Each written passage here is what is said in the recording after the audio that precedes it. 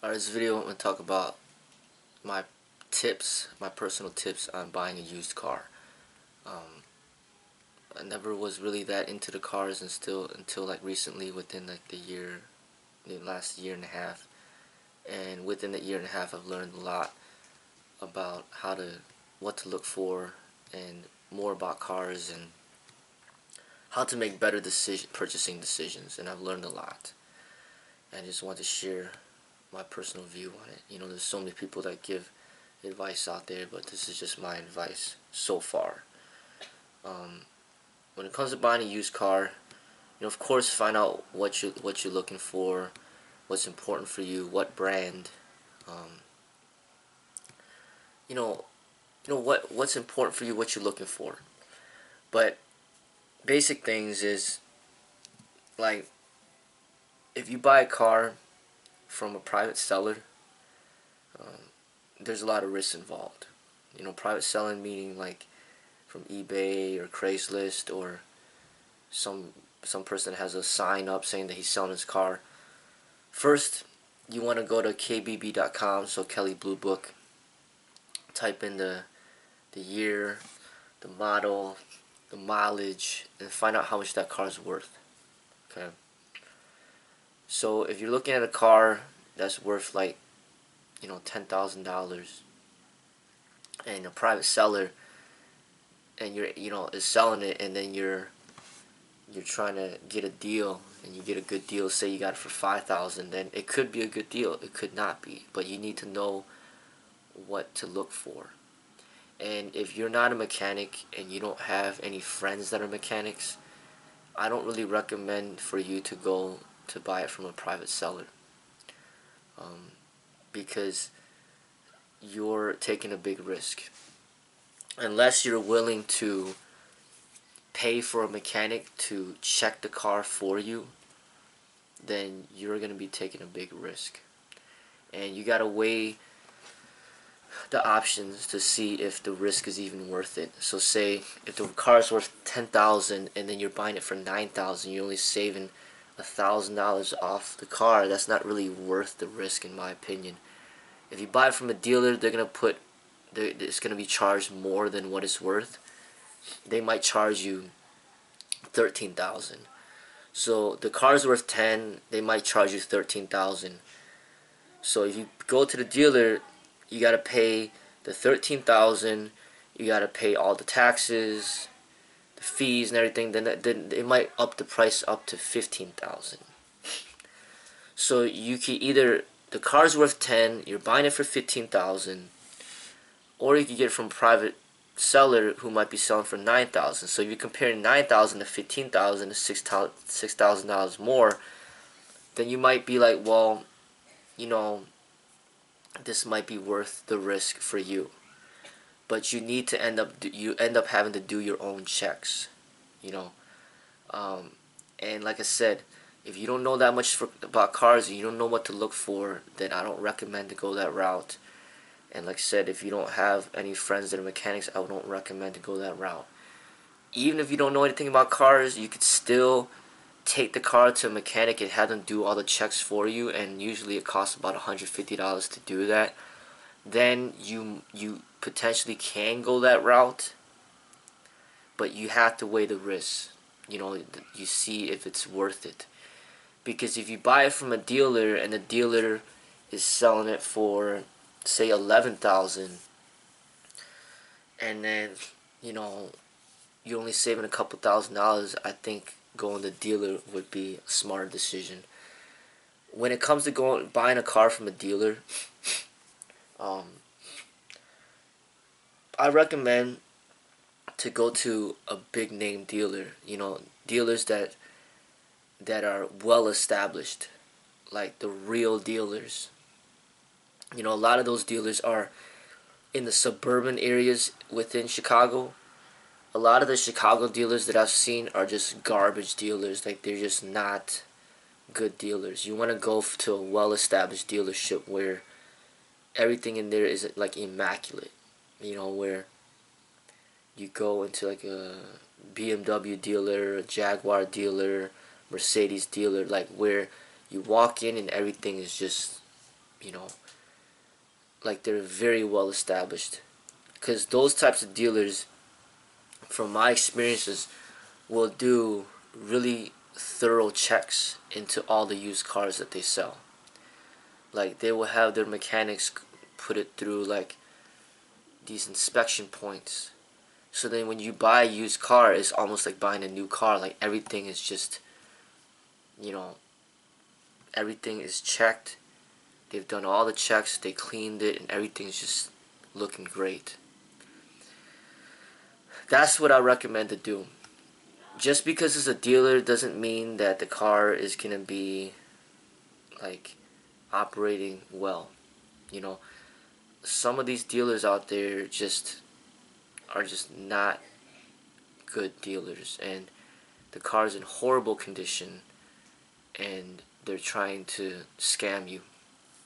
So you need to watch out for the private seller, you know, who doesn't really take care of the car, doesn't prep it up for you.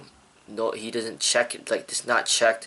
Gotta watch out for private seller. You gotta watch out also for the dealers that are not, you know, they're just not well established, and they're, you could totally tell like they don't take care of their cars, they don't take care of their facility. I mean, that's one thing. What type of facility is it? How big is it? Like, do they even take care of their facility? If they don't take care of their facility, and then you look at all the other cars that they're selling, they don't take care of those other cars, then chances are they're not, there's a good chance that the car that you want to buy, they're not taking care of that one either. But when you go to a dealer and everything is just so immaculate, all the cars are just brand new looking, and the facility is brand new looking, then that's good. Because what ends up happening is a lot of these dealers, these big name dealers, might have so many cars that they're even more likely to give you a good discount just to get rid of the cars that have been there for too long. Okay? So you end up paying almost the same price as if you bought it from one of these, you know, low-end dealers. Okay? So watch out for the low-end dealers, watch out for the private seller. Alright, what else? You want to definitely do your online research, figure out how much the car is worth, so then you have like negotiation power. So you go in there and say you know that the car that you want is worth $20,000, but then they're selling it for $25,000. Then you know you have some leverage into trying to negotiate to get it back down to $20,000. You know that $20,000 is the fair selling price. They price it at $25,000. Do whatever you can to talk them down to getting it closer to 20, no matter you end up paying 22 or 21 or whatever the case may be. So know the value of the car that you want. Also, check the Carfax of the car that you want. So when you go online, you go to cars.com, right? Most of the dealers will list their cars on cars.com, and then they'll show you pictures of the car. They'll tell you a lot of information about the car, but then a lot of them will give you a free Carfax report. So a Carfax report is basically designed to minimize scandals and just illegal activities when it comes to buying and selling motor vehicles. It's there to like pretty much ensure the consumer that they're not being scammed for their money. You know, that the mileage on the car is actually the real mileage and not been like rolled back. And it also is a way to prevent, you know, sellers from lying about the history of the car. So the Carfax will tell you how many how many accidents it's been in. So if the car has been in an accident, it will say in the Carfax that it's been in an accident. Okay, it'll tell you every time that you take in your car for maintenance, it's logged in the Carfax as well. So it tells you how often it's been taken in for maintenance. It tells you the mileage of the car and what it's supposed to be. It tells you how many owners have had the car. So these are the key points that you want to pay attention to, and some things that you want to pretty much, if you really want to buy a really good used car, I would stick to these guidelines. You don't want to buy a car that's been in an accident, because if the car has been in an accident, they might fix the car and it might look okay in the outside. It might look just regular, but the inside, the engine, it's something where the accident could have affected the car, and then the engine is just not the same, and there's no turning back. So one thing is, you want to pretty much buy a car that hasn't been in an accident. If it's been in an accident, then I would look for another car. Other thing that you want to pay attention to is how many owners have had the car. If there's been a lot of owners in the car, that's not a good sign. That's an indication that there might be something seriously wrong with the car. So, like, say there's like 5 different owners, that's not a good sign. I would stay away from that. If there's only been one owner, then that's the best, because that means there's only one person that used the car, and then you're the next person. Then that's good. But once you start having 2 owners, 2 owners is still okay. You also got to pay attention to, well, how long have they owned it. The first owner, say the first owner owned it for 5 years, the second owner owned it for 2 years, and then now you're the third, then it's still okay. But the more owners that there are, the more the worse that it is. So you don't want too many owners. Other things you want to pay attention to is if the car has been regularly maintained, oil changes and all that other stuff. Like, it's been brought into the shop and then they've been maintaining, those records. Another thing that you want to pay attention to is passing admissions. Has the car passed admissions on all attempts? If there's any admissions failure, you gotta pay attention to that and have that be like a red light, then that might be an issue that you'll have. And then you gotta figure out, like, well, what did they do to the car to fix the problem, and is it truly fixed? But you want to look for a car that has never failed an emissions test. So you want a car that doesn't have too many owners. You want a car that hasn't never been in an accident. You want a car that hasn't failed any emissions tests. You want to have a car that has regular maintenance conducted on it. Obviously, you want a car with low mileage. But those are like the key things that you want to pay attention to. And then all this before you even go into the dealer. So this already. You've already seen the Carfax. Okay? But that's one of the most important things. Checking the Carfax. Don't be too overwhelmed by, like, the outside. I mean, obviously you want a car that looks great, but just because it has rims and stuff like that, it's not going to add value to the car. So rims are a great thing, but a lot of times that serves to be a distraction to something that might be wrong with the car. So if there's something majorly wrong with the car, they might throw on fancy rims on it to just sell it quicker. But there might be some major mechanical issues that you're overseeing because you're so focused on how great the rims look. So don't let that take away, because if there's something wrong with the engine and there's like a check engine light, there's some serious problem. Another thing is, when you buy a car from a dealer, they're not allowed to sell you the car if there's problems, if there's a check engine light. So it's important, it's a good idea, it gives you more protection when you buy it from a real good dealer, because they're gonna do all these checks in the car and they're not gonna sell you a car that has a check engine light on. But when you buy it from somebody private, it's pretty much you're being sold as is, and all these problems can start popping up later on because nobody has checked the car. So when you buy from a reputable dealer, they're going to be doing all these sorts of checks for you. Okay, they're also going to be detailing the car for you. Alright, some of these dealers, depending on how old the car is, they might offer a warranty. So if you could afford it, it'd be advisable to purchase the warranty to protect you. Um, those are some things. Other things that you want to do is when you buy the car, of course, take it for a test drive. And if they are kind of rushing you to do the test drive, that's not a good sign at all. Okay, they should be allowing you to just take your time, drive wherever you want to drive. If you can, you can drive on the highway. They shouldn't stop you from doing that. So driving the streets, driving the highway, pay attention to how the car sounds. Like, is the engine making a lot of noise? If it's making a lot of noise, it's not a good sign. Um, Pay attention to the wear and tear on the interior. You know, like the seat, the steering wheel, you know, the door.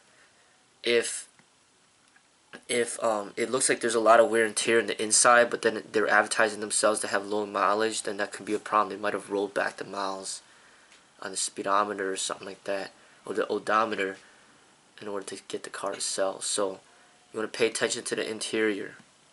Alright, you want to pay attention to make sure that the sunroof is working and all the windows are working, the power sunroof and the power windows.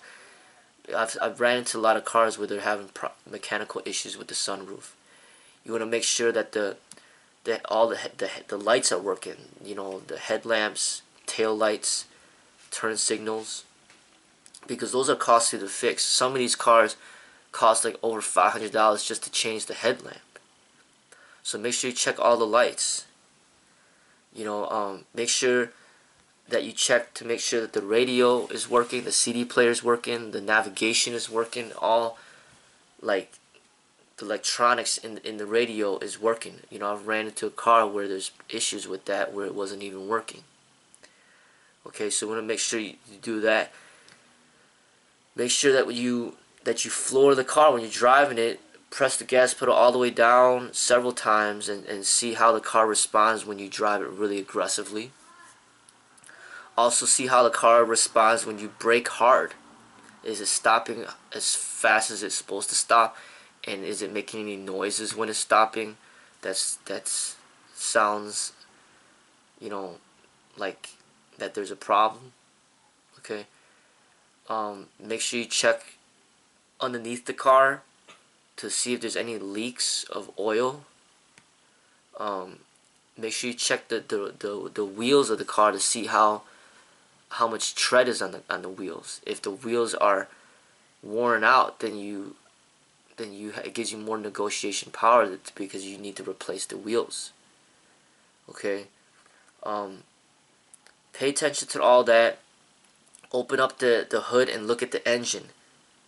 Look at everything in there.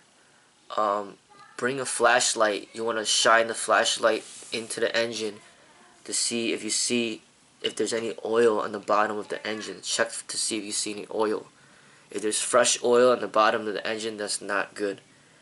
So you want to make sure that there's nothing leaking in the engine, that there's no oil leaks or antifreeze leaks and things like that, coolant leaks.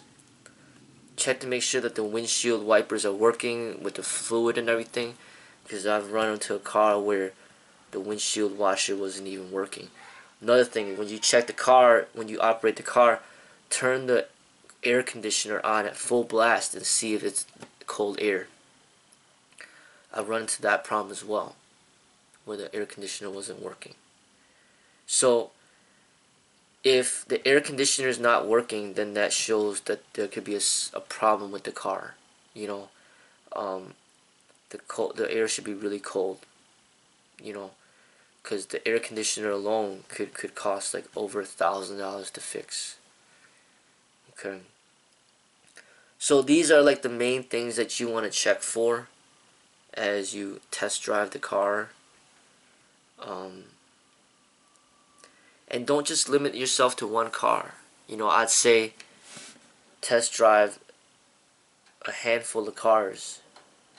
You know, don't just, you know, purchase the first car that you see unless you know exactly what you want. You know, sometimes it might be a good idea to bring a friend with you. that knows a lot about cars, so then now you have two eyes looking out for things that might be wrong with the car. Like, the more things that you find that's wrong with the car, the more negotiation power that you will have into talking the price down. But a lot of these reputable car dealers, they've already done all these checks and they know that the car is in top operating condition, and a lot of times they're firm with their price because they know that it's fair, because the car is in immaculate condition and it is worth what they're asking, and there is not even any room for negotiation because the car is worth what they're asking for, and it's pretty much worth it to pay that price because you're paying for a car that's been thoroughly checked for you. When you buy from a private seller, you're taking a huge risk. If you're buying from a private seller, you need to look at that Carfax. You might have to pay for it to get it, but you better get it and look at it, or request for the buyer to provide the Carfax, or not the buyer, request from the seller to provide the Carfax.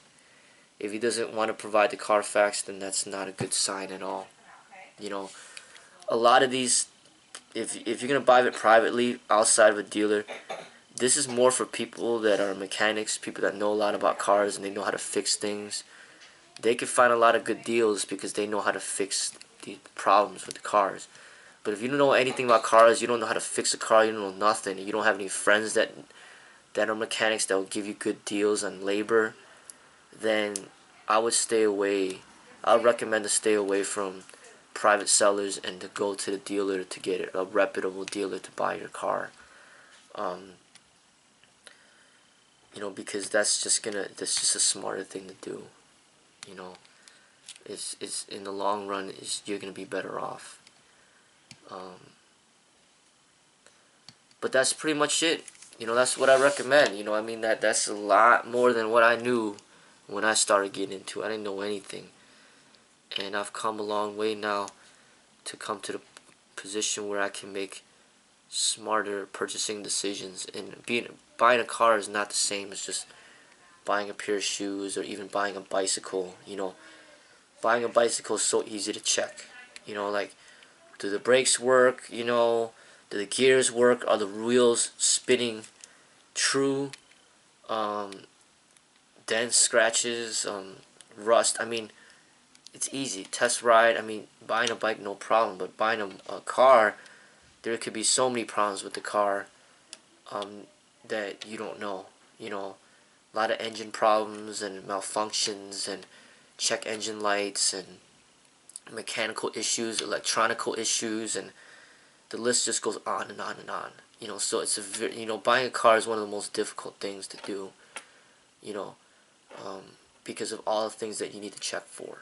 You know, so the more informed that you are, you know, the better off you'd be, and you know, to save your money, you know, to use your money wisely, you know.